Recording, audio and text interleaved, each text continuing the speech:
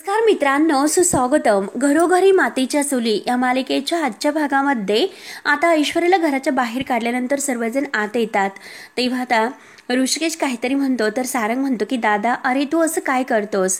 कारण आताच वहिनी असे म्हणाली ऐश्वर्याला की तिच्या आईचं काय झाले हे तिला माहिती आहे, त्यामुळे लताबाई आता ह्या जगामध्ये नाही असं सारंगला म्हणायचे असते. परंतु सौमित्र म्हणतो की नाही, असतील त्या या जगामध्ये, कारण त्या आत्ताच आपल्यामध्ये नाही, आपण असं ठरवायला नकोच, कारण त्या ह्या जगामध्ये असतील. तेव्हा आता सौमित्र असं म्हटल्यानंतर सर्वांच्या जीवात जीव येतो. जानकीला तर खूप असा आनंद होतो. जानकीला तर आपल्या आईची खूप काळजी असते. तर ऋषिकेश जानकीला समजावतो की हे बघ जानकी, तू आता काळजी करू नकोस, तुझ्या आईचा जो पत्ता आहे तो लवकरात लवकर आपण शोधून काढूयात आणि त्या जेथे कुठे असतील तर तेथे सुखरूप असतील. त्यानंतर आता इकडे लताबाईला जेथे बांधून ठेवलेलं आहे तर लताबाई जोरात ओरडत असते की कोणी आहे का? अरे मला सोडवा, नाहीतर मला मारून टाका. का मला इथे बांधून ठेवले? सोडा ना. आता बिचारी रडत सुद्धा असते. आपल्या जानकीची तिला खूप काळजी लागलेली असते, कारण ती ऐश्वर्या आणि ऋषिकेशचं जर लग्न झाले तर जानकीचं अगदी संसार उद्ध्वस्त होऊ शकतो. म्हणून आपल्या जानकीला तिला भेटायला जायचे असते. अरे उत्तर द्या, सोडवा सोडवा मला कोणीतरी. आणि तेवढ्यात मायाचा आवाज येतो. माया म्हणते की काकू. आणि तेवढ्यात हा मास्कमॅन आहे तर तो मायाला ढकलत तेथे आणतो. तेव्हा आता माया ही म्हणजे काकूकडे बघते तर आता काकू, आता लताबाई ही अगदी माया माया म्हणून रडत असते आणि तो मास्कमॅन त्यांच्या समोर येतो. लताबाई रडतच म्हणते की माया तू आलीस आणि याने तुला आणलं. लताबाई रडतच म्हणते की अरे बाबा, तुला आता तरी अक्कल आली रे. अरे तू तर आमची ताटातूट केली होतीस, मग काय मिळालं तुला हे सर्व करून? तेव्हा आता मास्कमॅन लगेच आता लताबाईवर पिस्तूल रोखतो. लताबाई आणि माया खूप घाबरतात. आता हा मास्कमॅन म्हणतो की थोडी शांतता मिळाली आणि आता मात्र अडथळा आणू नका तुम्ही, असे बोलून आता मास्कमॅन तेथून निघून जातो. तेव्हा आता माया ही तिचे हात बांधलेले असतात. माया आता लताबाई जवळ येते, मांडीवर डोकं ठेवून खूप रडते आणि म्हणते की काकू, खरंच खूप भीती वाटते हो मला. हा माणूस मात्र आपलं काय काय करणार आहे, तर आपल्याला त्याने असं बांधून का ठेवले आणि का तो आपल्या मागे लागला, हे सगळं करून त्याला काय मिळते? तेव्हा आता लगेच माया खूप रडत असते. तर लताबाई म्हणते की हो अगं, जरा धीराने घे, देवावर विश्वास ठेव, सगळं काही ठीक होईल बाळा, कारण आपल्याला येथून सुटका आणि जी काही यांच्या तावडीतून आपली सुटका होईल आणि देवच आपल्याला त्याचं बळ देणार आहे. त्यामुळे हे बघ माया बाळा, तू शांत हो. म्हणून लताबाई आता तिला शांत करत खूप अशी रडते. त्यानंतर आता इकडे जानकी आणि ऋषिकेश सुद्धा रूम मध्ये असतात. तर आता जानकी ही खूप ओरडते की ऋषिकेश कशी शांत बसू, कारण आईची काळजी मला लागलेली आहे. तर आणि हे बघा ऋषिकेश, आपल्या घरावरचं संकट टळेल असे मला नाही वाटत. ती ऐश्वर्या शांत बसणारी नाही. त्या ऐश्वर्यातील आणि माझ्यातील युद्ध आहे तर ते अजूनपर्यंत संपलेले नाही. ती या घरातून गेली सुद्धा अजून, तरी सुद्धा हे काहीही झालेले नाही. आणि हे बघा, हे युद्ध तेव्हा संपेल जेव्हा एकतर तिचा जीव जाईल किंवा एकतर माझा जीव जाईल. तेव्हा आता ऋषिकेश म्हणतो की जानकी, अगं तू हे काय बोलतेस, असे बोलू नये. तेव्हा आता जानकी खूप रडत असते आणि म्हणते की ऋषिकेश, हे बघा, माझ्या घरावर आलेले हे संकट मी नाही पुन्हा बघू शकत, कारण माझ्या घरातील लोकांचा त्रास मी बघितलेला आहे. ऐश्वर्या आहे ना, ती आता एक जखमी नागिन झालेली आहे, चवताळलेली. कधी कोणत्या बिळातून येईल आणि फणा काढून समोर उभा राहील हे तिचं काही सांगता येत नाही. आणि हे बघा, ती आपल्याला डसल्याशिवाय नाही राहणार ऋषिकेश. म्हणून जानकीला आता ह्या ऐश्वर्याची खूप अशी भीती वाटत असते की ती कधीही कोणत्या क्षणी येईल आणि काही पण करू शकते, कारण ऐश्वर्या त्यात चालीची आहे. ती जानकीने ओळखलेलं असतं. जानकी म्हणते की इतकं सगळं होऊन सुद्धा जाताना मात्र ती कुठल्या तोऱ्यामध्ये गेली हे तुम्ही बघितलंच ना. जाता जाता मात्र ती सगळ्यांच्या समोर तिचा गुन्हा कबूल करून गेलेली आहे. तेव्हा आता ऋषिकेशला सुद्धा ते क्षण आठवतो, कारण ऐश्वर्या कशी कोणत्या पद्धती रिॲक्ट होत होती. तर आणि ऋषिकेश, तुम्हाला माहिती आहे का, जाता जाता ती काय म्हटली की तिने माझ्या आईला मारून टाकले. आणि हे बघा ऋषिकेश, तिने माझ्या आईला सुद्धा मारले हो. ऐकलं ना तुम्ही ऋषिकेश, तिने माझ्या आईचा जीव घेतला हो. म्हणून जानकी आता रडते. ऋषिकेश तिला समजावतो की हे बघ, तिने काही केलेले नाही, तुझी आई जिवंत आहे जानकी, माझ्यावर विश्वास ठेव. आणि हे बघ अगं, सारंग जिवंत आहे हे जेव्हा आपण रिव्हील केले तेव्हा मात्र त्या ऐश्वर्याने तुला धमकी दिली होती तुझ्या आईला मारण्याची, आणि त्याच वेळेस तू म्हणाली की तू तर हे कबूल केलं होतं की ती तुझी आई जिवंत नाही म्हणून. त्यावेळेस मात्र ती गप्प होती, उत्तर तिच्याकडे नव्हते. जेव्हा तू म्हटलेली होते की माझी आई या जगात नाही, तेव्हा मात्र ती शांत होती. आणि त्याच वेळेस मी ऐश्वर्याकडे बघितलं होतं, तिच्या मनामध्ये मनामध्ये संशय होता, त्यामुळे जानकी मी सांगतो, माझं गट फिलिंग सांगतं की तुझी आई जिवंत आहे ग. तेव्हा आता हे ऐकून जानकीला तर अगदी थोडासा आधार मिळतो. आता जानकी ऋषिकेशचा हात धरून म्हणते की आई जिवंत आहे का. ऋषिकेश तिला समजावतो की हो, तुझी आई जिवंत आहे जानकी, तू काही असं अगदी टेन्शन घेऊ नकोस. तेव्हा आता जानकी पुन्हा रडते आणि म्हणते की अहो कसं शक्य आहे, कारण तिने स्वतः कबूल केलेले आहे आणि तिच्या मोबाईलवर आलेला तो मेसेज. तेव्हा आता ऋषिकेश तरी सुद्धा जानकीला समजावतो की हे बघ जानकी, ऐश्वर्या किती खोटारडी आहे, आपण तिला ओळखत नाही का, आणि हे बघ तो फक्त आणि फक्त मेसेज होता. जानकी आता बास कर, किती दिवस झाले आपण तुझ्या आईला शोधतो आणि हे बघ अजूनपर्यंत त्यांची काही बॉडी वगैरे सापडलेली नाही. त्यामुळे जानकी तू माझ्यावर विश्वास ठेव, तुझी आई जिवंत असू शकतात. मी सांगतो जानकी त्या जिवंत आहे आणि हे बघ आपण दोघे मिळून शोधूयात.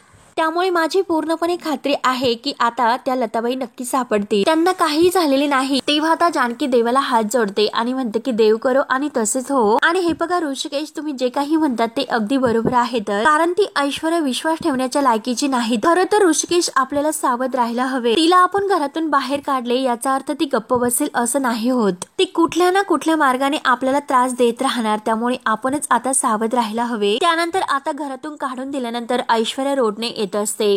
आता येत असताना मात्र ती सगळं काही घडलेला जो प्रकार आहे तिच्या डोळ्यासमोर येत असतो. तिला सारखं तेच आठवत असते. जानकीचं बोलणं तिला आठवते की तुला धडा शिकवण्यासाठी हे सगळं काही आम्ही एकत्र येऊन सगळ्यांनी मिळून केलेलं आहे. तर जानकीने कसं तिला घराच्या बाहेर काढले हे सर्व क्षण तिला आठवतात. ऐश्वर्याच्या डोळ्यात पूर्ण ती आग असते. आता पुढून एक समोरून गाडी तिच्या पाठीमागून येत असते आणि तिच्या अंगावरती पुढे चाललेली असते, परंतु ह्या गाडीचा हॉर्न सुद्धा तिच्या कानावर काही पडत नसतो, कारण ती ह्या सर्व विचारात असते. जानकीने तिला किती अगदी घराच्या बाहेर काढून तिची लायकी काढली.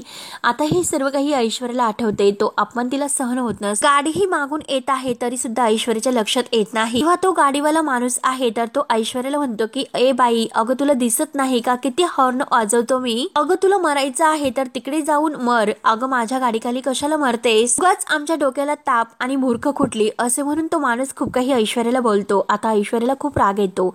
ऐश्वर्या रागाने त्याच्याकडे मागे वळून बघते. तेव्हा मात्र आता तो माणूस लगेच बाजूला आपली गाडी काढून तेथून निघून जातो. त्यानंतर आता ऐश्वर्या रागानेच आता हे सर्व करत ती आपल्या कावेरीच्या घरी येत असते.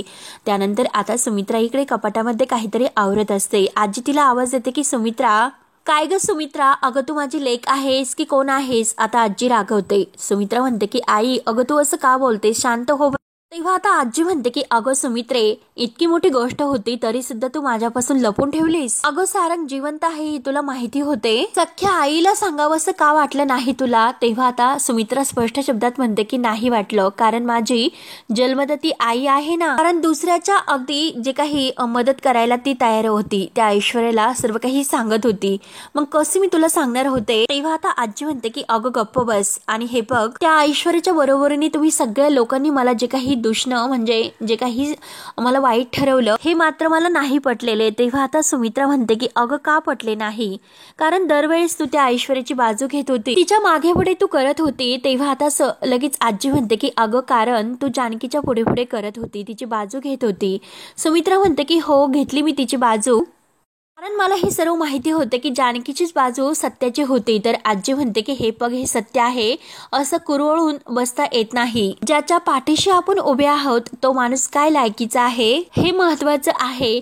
तेव्हा आता सुमित्रा म्हणते की आई, अगं तुझी कमाल झालीस, धन्य धन्य आहेस ग बाई तू, म्हणून सुमित्रा तिच्यासमोर हात जोडते. अगं आई, इतका सगळा प्रकार होऊन सुद्धा तरी सुद्धा तुला त्या ऐश्वर्याचाच पुळका येतो ना. हे बघ आई, ती ऐश्वर्या आपल्याशी किती खोटं बोलली, किती, अगं सारंगचं बाळ तिच्या पोटात आहे असे ती आपल्याला म्हणाली होती, आणि ही सगळी प्रॉपर्टी आहे तर ती आम्हाला फसून तिच्या स्वतःच्या नावावर तिने करून घेतली, आणि आता तरी सुद्धा या घराला सुद्धा तिने फसवले, आणि इतकं खोटं वागून सुद्धा त्या ऐश्वर्याचाच तुला पुळका येतो का. तर आता आजी स्पष्ट शब्दात म्हणते की नाही, अजिबात नाही. आणि हे पग सुमित्रे, हे पग मला असं सांगायचं आहे तर अगं एवढं सगळं करून शेवटी आपल्या पदरी काय पडलं बरं, म्हणजे ऋषिकेश आणि जानकी हे दोघे अजून एकत्रच आहेत. संसार कुणाचा मोडला बरं, त्या सारंगचा. तेव्हा आता सुमित्रा समजावते की अगं सारंगचा संसार नव्हताच कधी, कारण ती ऐश्वर्या फक्त सारंगचा वापर करून घेत होती. त्यामुळे आई तू एक गोष्ट फक्त लक्षात ठेव, ती ऐश्वर्या कधीही आई वडिलांची सुद्धा झाली नाही, त्यामुळे ती कधीही कुणाची नाही होणार. आणि तेवढ्यात आता नाना हे आजीच्या मागून येतात आणि हे सर्व बोलणं ते ऐकतात. आता सुमित्रा स्पष्टपणे आजीला म्हणते की हे बघ आई, मला तुझ्याशी वाद या विषयावर नाही घालायचा आणि पुन्हा जर तू त्या ऐश्वर्याची बाजू घेतली तर मात्र. आजी विचारते की काय करशील मग? तर काय तर सुमित्रा म्हणते की मला तुझी बॅग भरावी लागेल आणि स्वतः मात्र तुला कोकणामध्ये गावाला सोडून यावं लागेल. तेव्हा मात्र नानांना खूप हसू येत असते. तर आता आजीला तर धक्काच बसतो. तिला आता खरंच भीती वाटते की नक्की मला सुमित्रा कोकणामध्ये सोडून तर नाही येणार. तर सुमित्रा म्हणते की आई, मी तुला समजावते की हे पग तू असं बोलू नकोस, नको असं वागू, आणि हे पग तू सुद्धा आता खूप दमली असेल, त्यामुळे तू सुद्धा जाऊन झोप आणि आराम कर जरा. तेव्हा मात्र आता आजी जायला निघते, परंतु समोर तिला नाना दिसतात. आता नानांना बघून थोडीशी चकाकते आणि आता नानांना म्हणते की नमस्कार, हात वगैरे जोडते आणि काय बरे आहात ना? तेव्हा आता नाना म्हणतात की हो, अजूनपर्यंत तर बरा आहे, छान, तुमच्या आशीर्वादाने सगळं काही अगदी व्यवस्थित आहे, असून त्या असे बोलून नाना आता आजीला रामराम ठोकतात. आजी आता शेवटी तेथून निघून जाते. तेव्हा आता आजीच्या तोंडचे हे बोलणं ऐकून नाना सुमित्राला म्हणतात की अगं बाकी काही म्हण अगं सुमित्रे, परंतु ही तुझी आई आहे ना, तिचं ऐश्वर्यावरचं प्रेम काही कमी होत नाही. सुमित्रा म्हणते की बघितलंस ना तुम्ही, आणि हे बघ सुमित्रा, अगं आज तू जे काही केलंस ना त्याचा मला खरंच तुझा अभिमान वाटतो आज, असे नाना सुमित्राचं तोंड भरून कौतुक करत असतात. सुमित्रा, आज तू जे काही वागलीस ते खरंच योग्य होतं. त्या ऐश्वर्याला मात्र तू घराच्या बाहेर काढलं, आणि हे बघ असं तू चूक तुला वाटते का? आपण काही चुकीचं केलेलं नाही. तिला घराच्या बाहेर काढून आपण जे काही केलं ते योग्य केले. या घरावर एक संकट आले होते आणि ते संकट टळले असं आपण आता म्हणायचे. त्यानंतर आता इकडे ऐश्वर्या आपल्या घरी येते आणि कावेरी दरवाजा उघडते तर बघते तर काही ही ऐश्वर्या दाराशी उभी असते.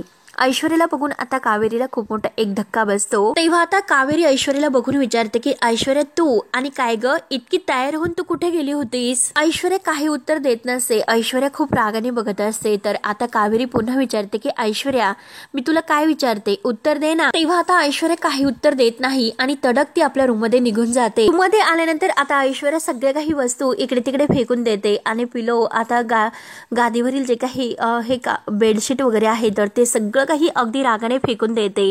आपला राग तिला आता रिॲक्ट झालेला असतो. अगदी रागानेच वेड्यासारखं करत असते आणि जोरात आता आरशाची काच सुद्धा फोडते. आता टेबल वगैरे आहे तो सुद्धा इकडे तिकडे फोडून त्यावरील फुलदाणे वगैरे आहे त्या सगळं काही फोडून टाकते आणि जोरात आता वेड्यासारखं नाही असं म्हणून ओरडते. तेव्हा आता ऐश्वर्याची अवस्था खूपच बिकट असते. एका राक्षसाप्रमाणे तिचा आता अवतार झालेला असतो. आता सकाळ होते आणि सकाळ झाल्यानंतर रणदिव्यांच्या घरामध्ये खूप छान असं वाटत असतं. जानकी आता सगळीकडे चहूबाजूने धूप अगदी फिरवत असते. आता नाना, सारंग आणि सुमित्रा हे सगळेजण खुश होऊन बसलेले असतात. नाना अगदी म्हणतात की खरंच कितीतरी दिवस झाले, इतक्या दिवसातून मात्र आज ही सकाळ इतकी छान वाटते. तेव्हा आता जानकी येते. जानकी म्हणते की नाना, अहो सकाळ कशी अगदी पवित्र आणि प्रसन्न व्हायला हवी, तशीच हेल्दी सुद्धा व्हायला हवी. तेव्हा आता नाना खुश होऊन म्हणतात की म्हणजे तुम्हाला आता काढा प्यायला लावणार आहे तर? तेव्हा आता जानकी म्हणते की हो, काढा तर प्यावाच लागेल. आणि जानकी आता सर्वांना, आईला, सारंग भाऊजींना आणि नानांना तो काढा प्यायला देते. आणि हे बघा, तुमचा चहा सुद्धा आता आई आणि नाना मी तयार करून ठेवलेला आहे आणि नाश्ता सुद्धा अगदी तयारच आहे. एकदा की नाश्ता केला की तुम्हाला औषधे घ्यायची आहेत. सुमित्रा म्हणते की हो घेईल. अगं तू नको इतकी काळजी करू जानकी, आणि हे पग खायला तर हवं, न खाऊन कसं चालेल बरं? तेव्हा आता नाना म्हणतात की अगं गोळ्या परवडतात, परंतु हा काढा मात्र नकोय. तेव्हा आता जानकी खुशून म्हणते की नाना अहो काय करणार, शेवटी घ्यावंच लागेल. तर सुमित्रा म्हणते की हो घ्यावा तर लागेलच, कारण तब्येतीसाठी तो चांगला असतो आणि घेतला जर नाही तर आपण तर जानकीचं मात्र अगदी सीसीटीव्ही सारखं आपल्यावर लक्ष असतं. तर आता नाना म्हणतात की हो. जानकी हसते आणि आई तुम्ही पण. आणि तेवढ्यात आता सौमित्रा आणि अवंतिका तयार होऊन बाहेर येतात आणि सर्वांना गुड मॉर्निंग करतात. सर्वजण खूपच खुशाच या रणदिव्यांच्या घरामध्ये दिसत आहेत. तेव्हा आता सारंग म्हणतो की अगं जानकी वहिनी, तुझ्या हातचा मला चहा दे ना. तेव्हा आता लगेच सौमित्र सुद्धा म्हणतो.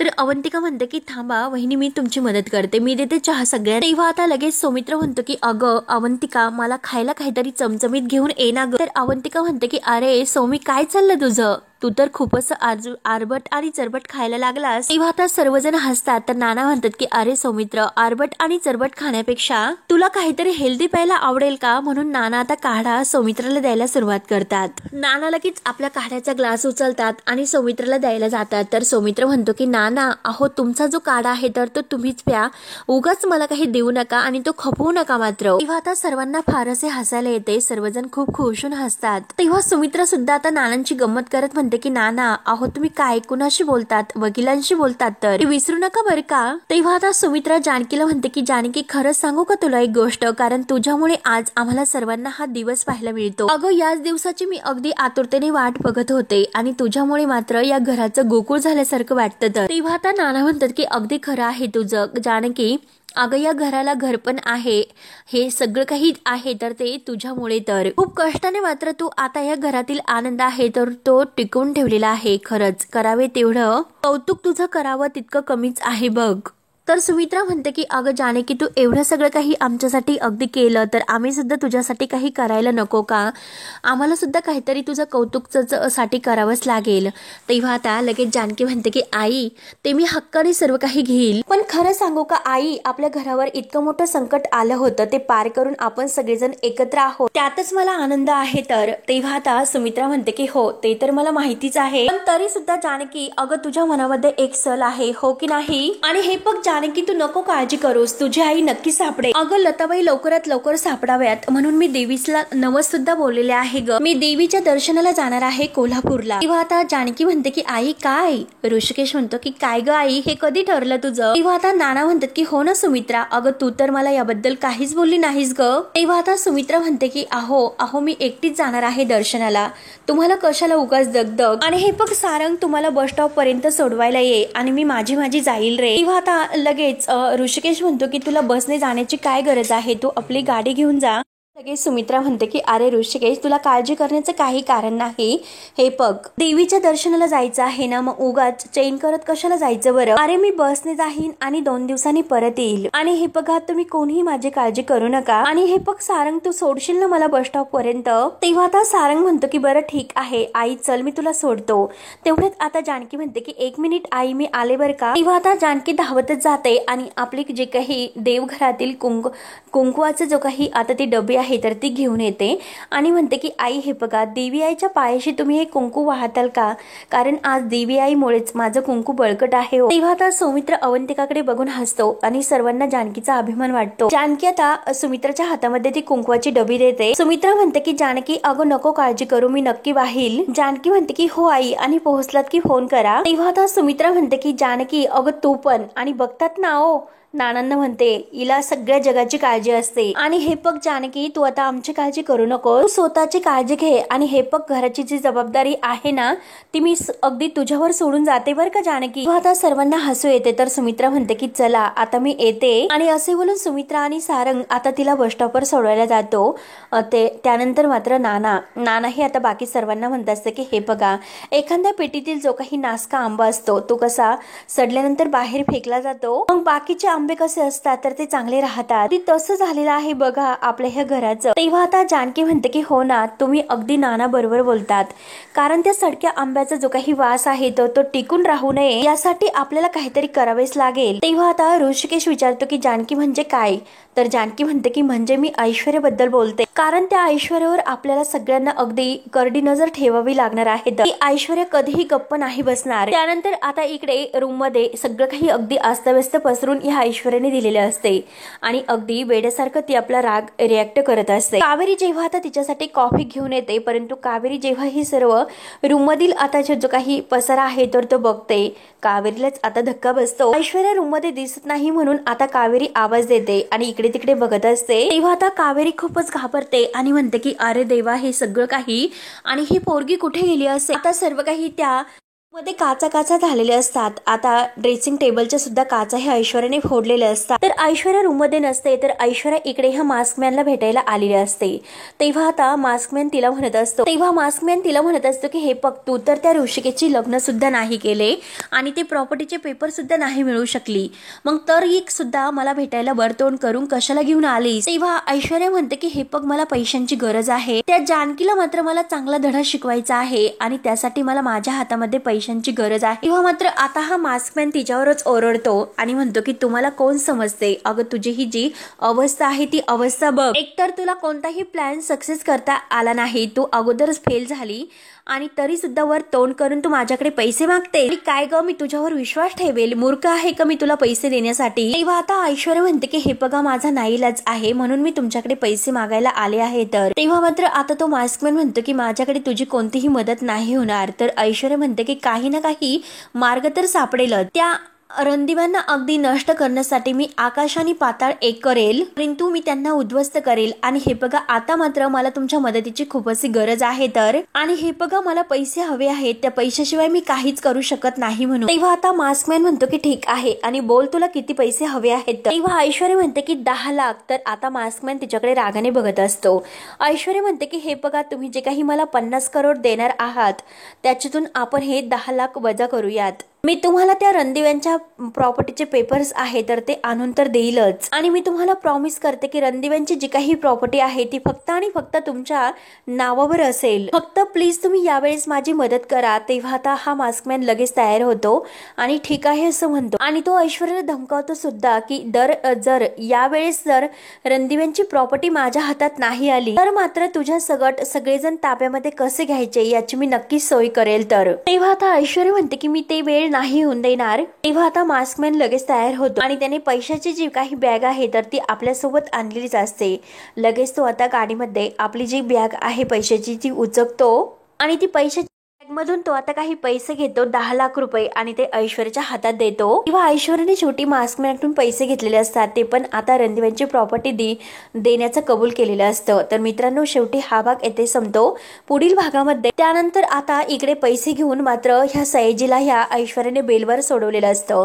तेव्हा आता सयाजी तिथे झोपलेला असतो. तर आता तिथे हवालदार येतो. हवालदार म्हणतो की ओ उठा, तुमची बेल झालेली आहे. आता बेल म्हटल्यानंतर आता सयाजी तर शेवटी तिनं सोडवलेलं असतं. त्यानंतर मात्र आता इन्स्पेक्टर साहेब ऋषिकेशला फोन करतात. ऋषिकेश आणि सौमित्र एका गाडीतून येतच असतात. तर आता इन्स्पेक्टर साहेब ऋषिकेशला म्हणतात की तुम्ही जरा सगळ्यांनी सावध राहा, स्वतःच्या काळजी घ्या. कारण ऋषिकेश म्हणतो की तुम्ही असं का म्हणतात? तर आता इन्स्पेक्टर साहेब सांगतात की ती ऐश्वर्या त्या सयाजी रावांना बेलवर सोडून गेलेली आहे. तर इन्स्पेक्टर साहेब म्हणतात की हे बघा, तुम्ही अगदी प्लीज अलर्ट राहा आणि नेहमी सारंगला प्रोटेक्ट करा. त्यानंतर मात्र इन्स्पेक्टर साहेब घरी येतात. तर आता जानकी, सौमित्र, ऋषिकेश हे सगळेजण समोर येतात.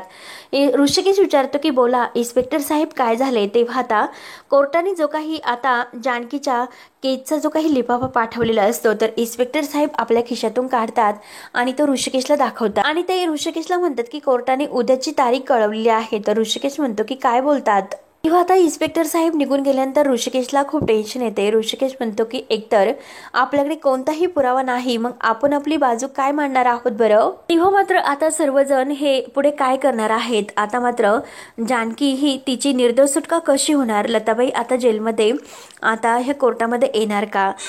हे पाहण्यासाठी आता मित्रांनो आपल्या चॅनलला नक्की सबस्क्राईब करत राहा. धन्यवाद.